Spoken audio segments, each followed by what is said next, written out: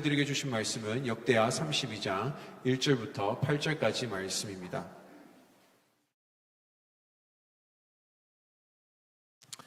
다 찾으신 줄 알고 함께 저희 하나님의 말씀 교독하도록 하겠습니다.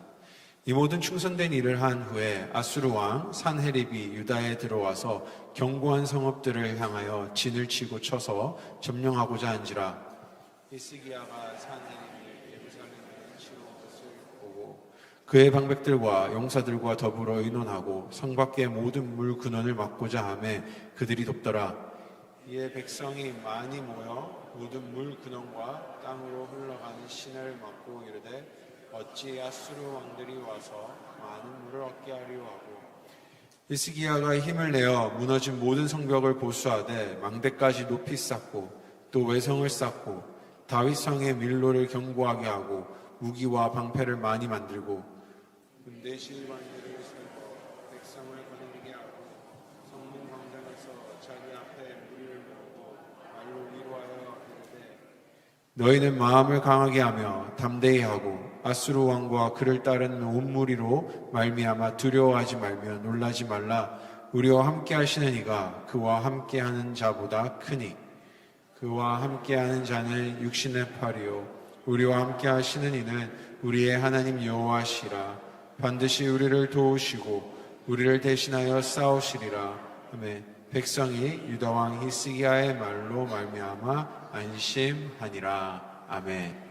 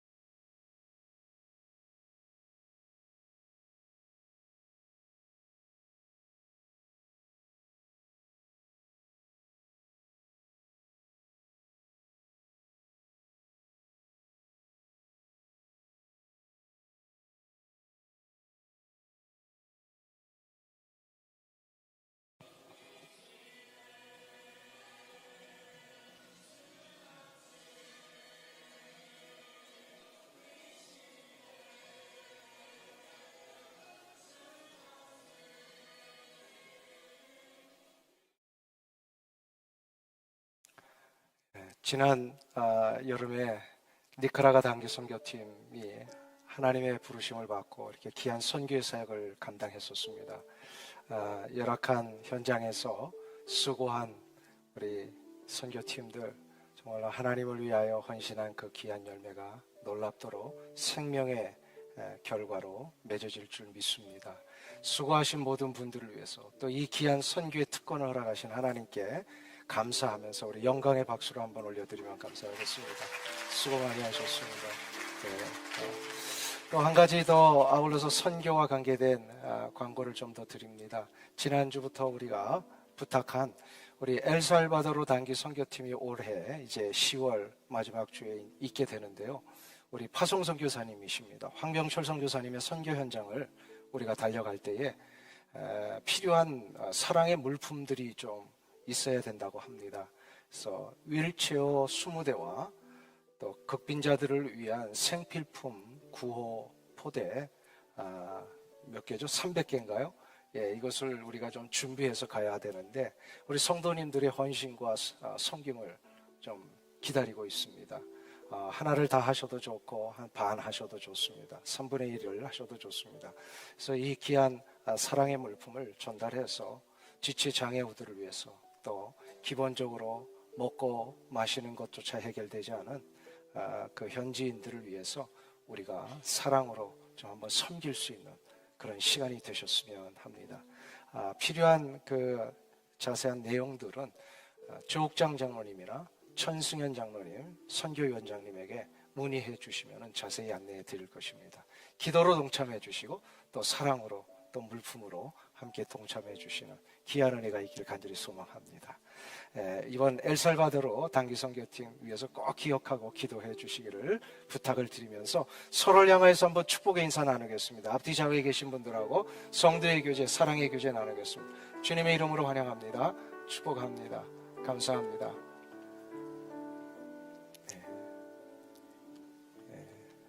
오늘 또 방문해 주신 분이 계셔서 잠깐 소개해 드리고 환영합니다.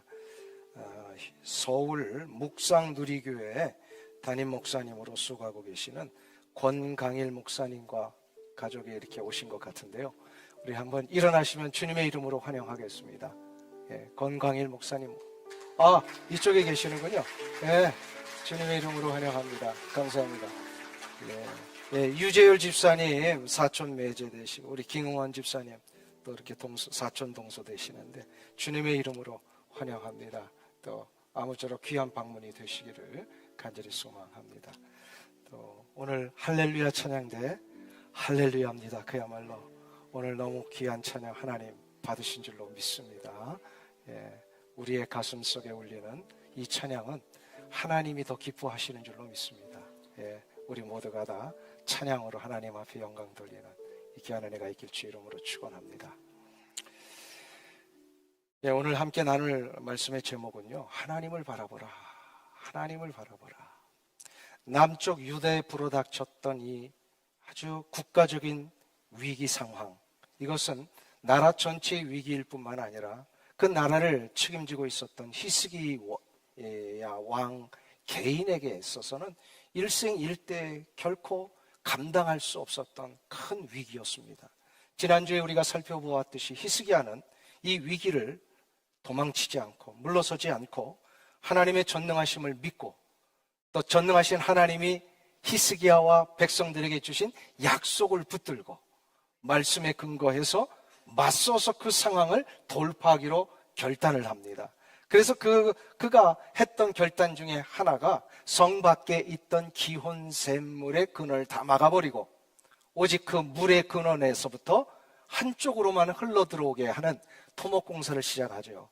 그게 바로 성 안으로만 지하 터널을 통하여 물이 흘러 들어오게 하는 그 유명한 히스기야의 터널을 공사를 시작을 했습니다. 근데 히스기야는 오늘 본문에 보면 여기에 그치지 않고 성문 광장 앞으로 많은 사람들을, 군대의 지휘관과 백성들을 모으고서 이렇게 외치기를 시작을 합니다. 오늘 본문 7절과 8절인데요. 우리 다 함께 이 말씀을 다시 한번 한 목소리로 봉독하겠습니다.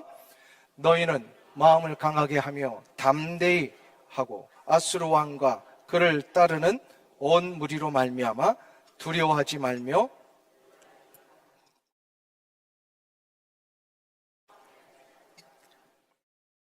그와 함께 하는 자는 육신의 팔이요 우리와 함께 하시는 이는 우리 하나님 여호와시라. 반드시 우리를 도우시고 우리를 대신하여 싸우시리라 하며 백성이 유다 왕 히스기야의 말로 말미암아 안심하니라. 왕도 두렵고 떨었지만 실은 백성들도 두렵고 떨고 있었어요. 그 어마어마한 군대가 그 당시에 고대 근동의 최고의 군대요, 가장 강력한 나라 아수르가 쳐들어왔으니 이거는 이제 꼼짝없이 다 몰락하게 생긴 상황이잖아요. 이 상황 앞에 히스기야가 놀라운 선언을 합니다. 무슨 선언이었습니까? 바로 아수르가 의지하는 것은 기껏해야 인간이 만들어 놓은 우상단지일 뿐이지만 우리가 의지하는 분은 전능하신 하나님이시라. 전능하신 하나님이시라. 그러면서 강조합니다. 지금 히스기야 자신과 유다 백성들이 마주하고 있는 이 엄청난 전쟁을 하나님께서 대신 싸우시리라. 하나님이 대신 싸우시리라. 위로가 안 되세요? 이거 내가 싸우려고 하니까 이거 도저히 계산이 안 나오는 상황이잖아요. 이 싸움을 내가 하려니까 나는 능력도 없고 이길 수 있는 확률도 전혀 없는 이 상황. 하나님이 대신 싸우시리라. 저들이 의지하는 건, 아수르 군대가 의지하는 건 뭐라고요? 인간이 만들어 놓은 우상단지였어요. 근데 우리를 위하여 싸우시는 하나님은 전능하신 분이십니다. 이 하나님께서 우리를 대신하여 싸우신다라고 하는 이 놀라운 확신, 담대함, 이게 어떻게 일어났을까요? 히스기야는 유다에 있는 많은 남쪽의 왕들과는 다른 점이 하나 있었습니다. 그는 언제나 상황을 보지 않고 환경을 보지 않고 이 모든 상황과 환경을 주관하고 계시는 전능하신 하나님을 바라보고 있습니다. 영적인 눈이 떠져 있는 거예요. 똑같은 눈으로 모든 것을 보아도요, 현실적인 상황만 보는 사람이 있고 그 상황 위에 모든 것을 주관하시는 하나님의 섭리와 간섭을 보는 자가 있습니다. 누가 능력을 얻을까요? 상황만 보는 자? 아니에요. 눈을 떠서 하나님을 바라보는 자. 이것이 바로 믿음의 눈을 또 하나님께 고정하는 방법입니다. 이것은 우리도 마찬가지예요. 인생의 위기와 어려움이 올 때마다 우리는 믿음의 눈을 뜰 수 있어야 합니다. 그래서 믿음의 눈을 떠서 하나님께로 우리가 고정해야 합니다. 사랑하는 성도님 여러분, 위기가 오면 여러분들은 어디에 눈이 고정되어 있습니까? 또 쉬운 질문 두 가지로, 하나님 아니면 상황. 하나님? 맞습니까? 근데 하나님만 바라봐야 되는 이 정답을 알고 있는데요, 근데 실제로 우리가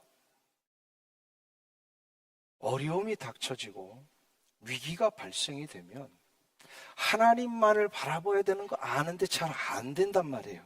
잘 안 돼요.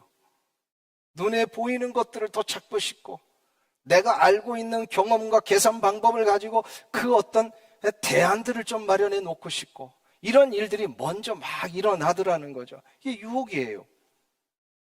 문제 앞에 하나님이 이거 해결해 주실 줄로 믿습니다. 그렇게 다짐하고 다짐하면서 기도를 하고 나면 기도 끝나고 돌아갈 때는 아이고 어떡하지? 이거 해결해 줄 사람 또 누가 있을까? 자꾸 이런 마음이 든단 말이죠. 왜 이렇게 마음이 좀 흔들릴까요? 믿음이 약해서일까요? 실은 영국의 C.S. 루이스는 이것은 믿음이 약한 문제가 아니다라고 진단을 했습니다. 그럼 무슨 문제인가? C.S. 루이스에 의하면요, 우리 그리스도인들이 갖고 있는 믿음은 무작정 믿는 믿음이 아니다라고 얘기를 합니다. 그냥 무조건 믿으라 해서 믿은 사람이 얼마나 될까요? 그렇지 않습니다. 그래도 인생을 살아오면서 믿음을 갖고 구원의 문제를 생각을 할 때마다 이성의 기초에서 생각을 했고 내 나름대로 결단해서 이것이 나를 구원하시는, 나를 살리시는 유일한 길이구나 라고 생각하며 생각한 끝에 우리가 믿음을 소유하게 되었다라는 거예요. 물론 이것을 할 수 있도록 하나님이 선물로 우리에게 믿음을 부여해 주신 것은 맞습니다. 그 믿음을 부여해 주셨기 때문에 그것에 근거하여 생각해보고 또 생각하고 그 믿음을 붙들기로 나아갔습니다. 그래서 로마서 1장에 나오는 믿음에서 믿음에 이르게 해주셨어요. 믿으십니까? 내 믿음이 아니라 부여해 주신 믿음의 근거에서 생각해보고 또 생각해서 이 믿음이 우리의 삶 가운데 확실해졌어요. 이거를 C.S. 루이스는 이성에 근거한 믿음이다. 그러니까 우리는 예수 그리스도께서 우리를 위하여 십자가에 달려 돌아가시고 부활하셔서 나의 구원을 이루셨다는 이 사실을 이성에 기초하여 받아들이고 믿었다라는 겁니다. 그런데 어려운 일을 만나면 이성에 기초한 이 믿음이 흔들리는 장애물이 하나 있다는 거예요. 흔들리게 만드는 장애물. 이게 바로 감정이라는 겁니다. 감정. 감정은 우리로 하여금 현실과 사실에 대한 것을 뛰어넘어서 내 머릿속에서 아주 복잡한 생각을 하게 만듭니다. 그래야 이 감정은 내 앞에 일어나지도 않은 일을 끄집어내서 일어난 것처럼 생각하게 되고 이 일로 인하여 두려움에 떨기도 하고 불안을 일으키기도 합니다. 다시 말해서 C.S. 루이스의 그 논리에 의하면요, 내 이성에 근거한 믿음을 감정이 자꾸 흔들고 있더라는 거죠. C.S. 루이스는 결론적으로 이렇게 얘기를 합니다. 믿음이란 이성이 받아들인 하나님의 약속의 말씀을 내 기분, 내 감정이 바뀔지라도 그대로 고수하고 붙드는 능력이다. 무슨 얘기인지 이해가 되시겠어요? 다시 설명합니다.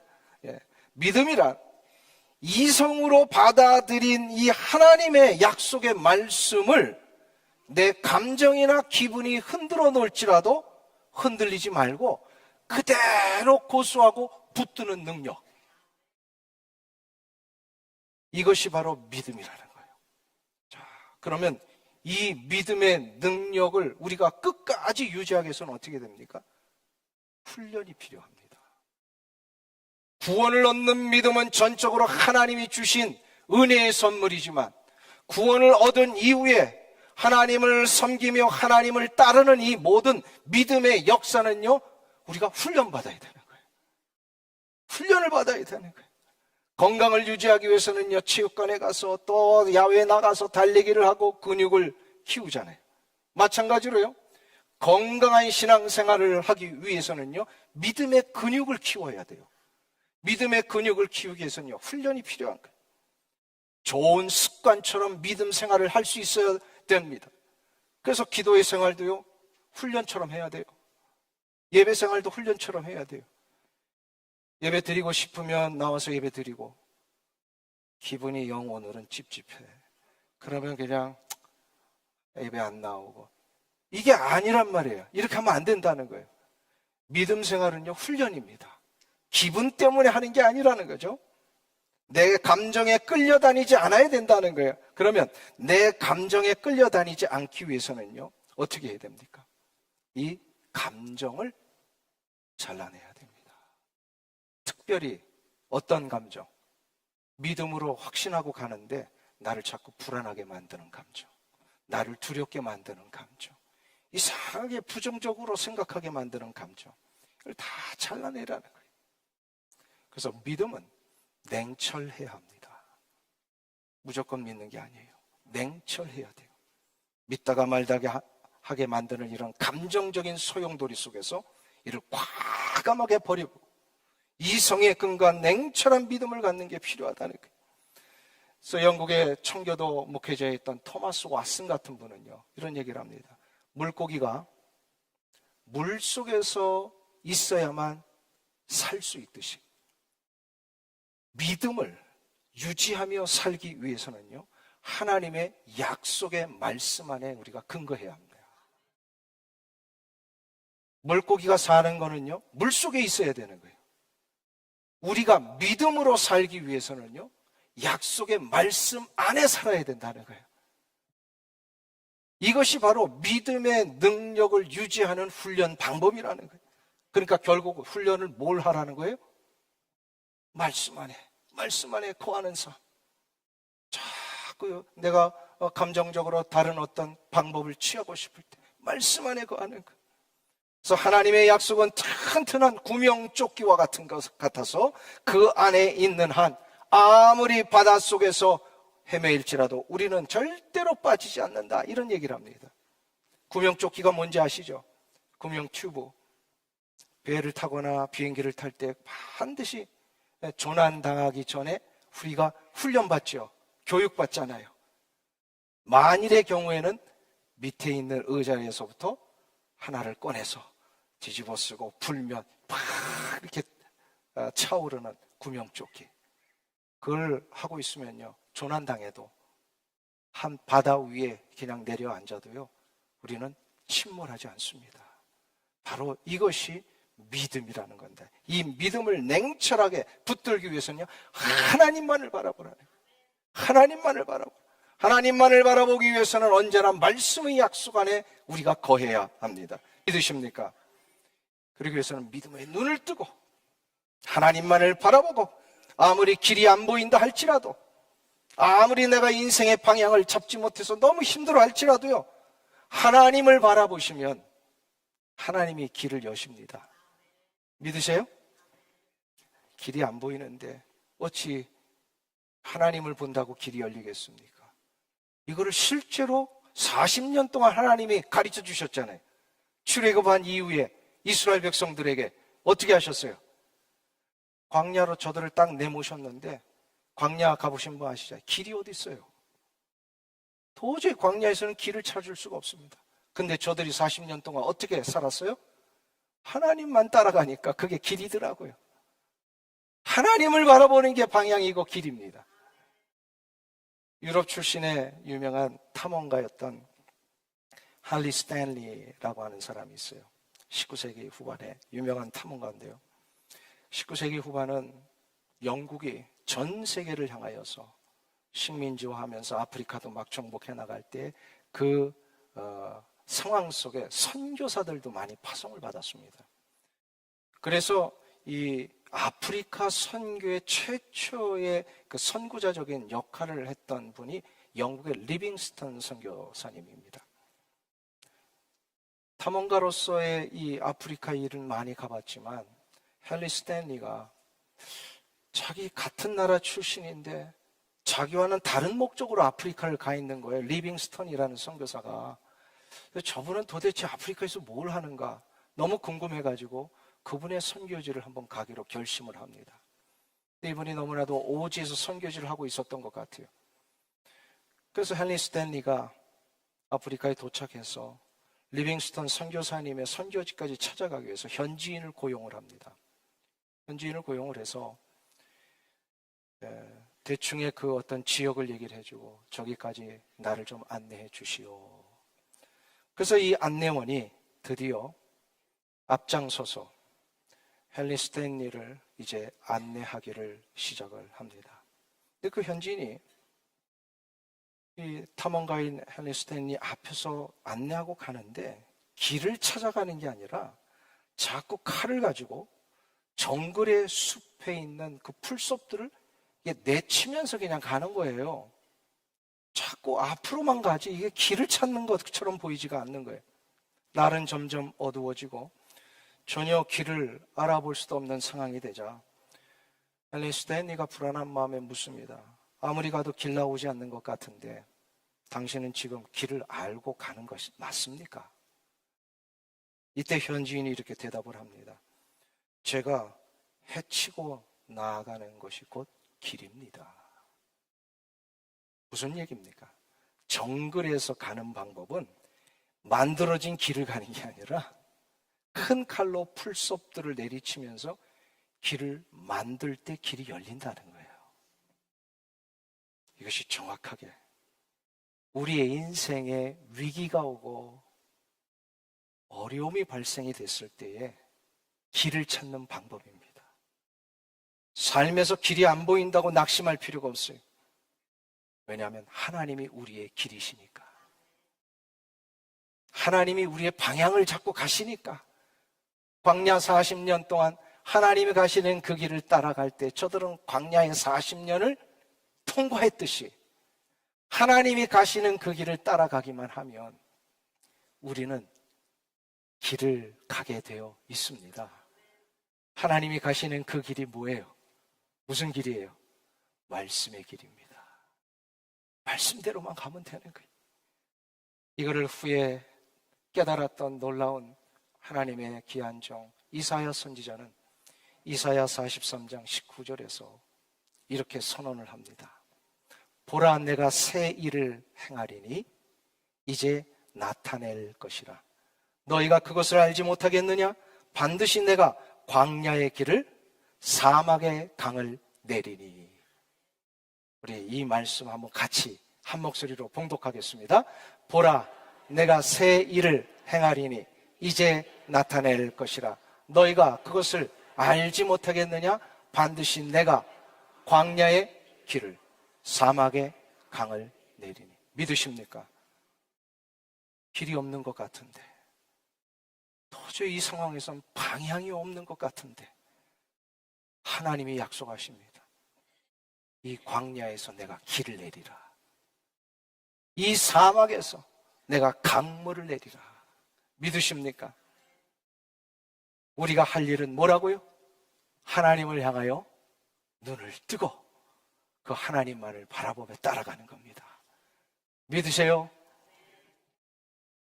그런데 오늘 히스기야에 의하면 이런 믿음의 눈을 뜨기 위해서는 해야 할 결단이 하나 있다, 이렇게 이야기를 합니다.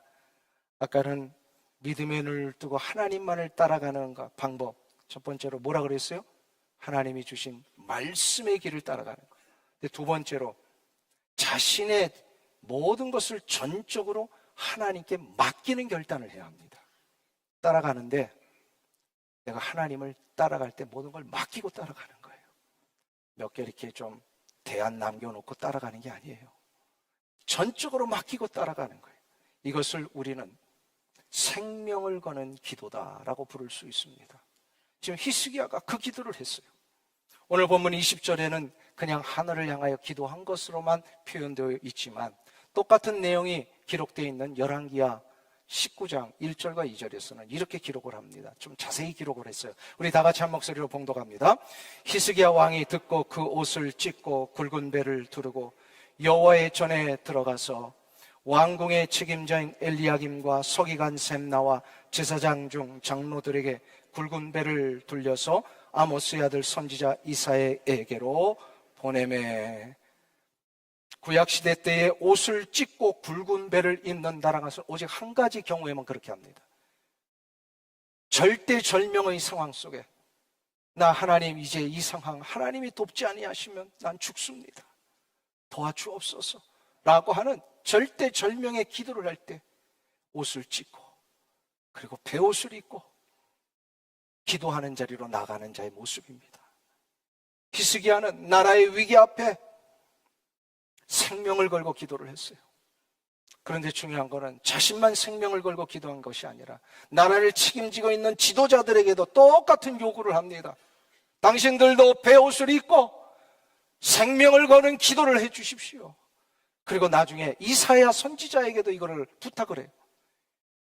하나님의 종이시여 이 상황을 불쌍히 여겨달라고 하나님 앞에 같이 간구해 주십시오. 간구합니다. 옷을 찢고 굵은 배를 입고 한 치 앞도 내다볼 수 없는 절박한 상황에서 하나님이 이 시점에 개입하지 아니하시면 저와 우리 민족은 다 죽습니다. 도와주시옵소서. 생명을 거는 기도를 합니다.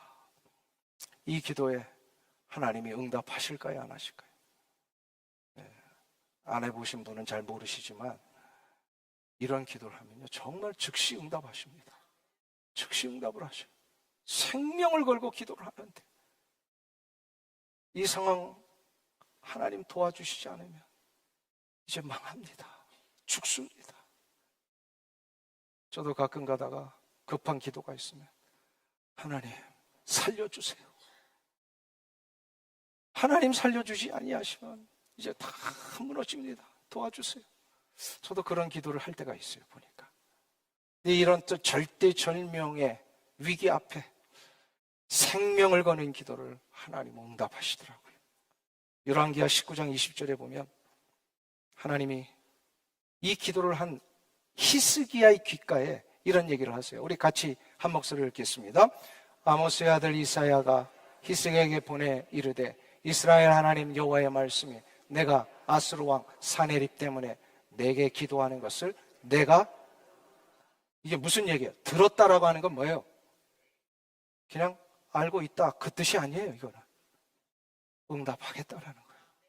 응답하시겠다라는 확신의 이 기도의 응답에 대한 그 컨펌입니다. 그럼 어떻게 응답을 하셨을까요? 열왕기하 19장 35절부터 37절에 의하면 너무나도 놀라운 구체적인 응답을 해주세요.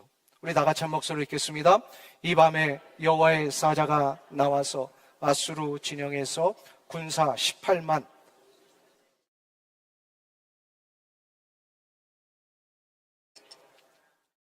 아수르 왕 사네립이 떠나 돌아가서 니느웨에 거주하더니 그가 그의 신 니스록의 신전에서 경배할 때에 아드람멜렉과 사라셀이 그를 칼로 쳐 죽이고 아라랏 땅으로 그들이 도망하며 그 아들 에살핫돈이 대신하여 왕이 되니라.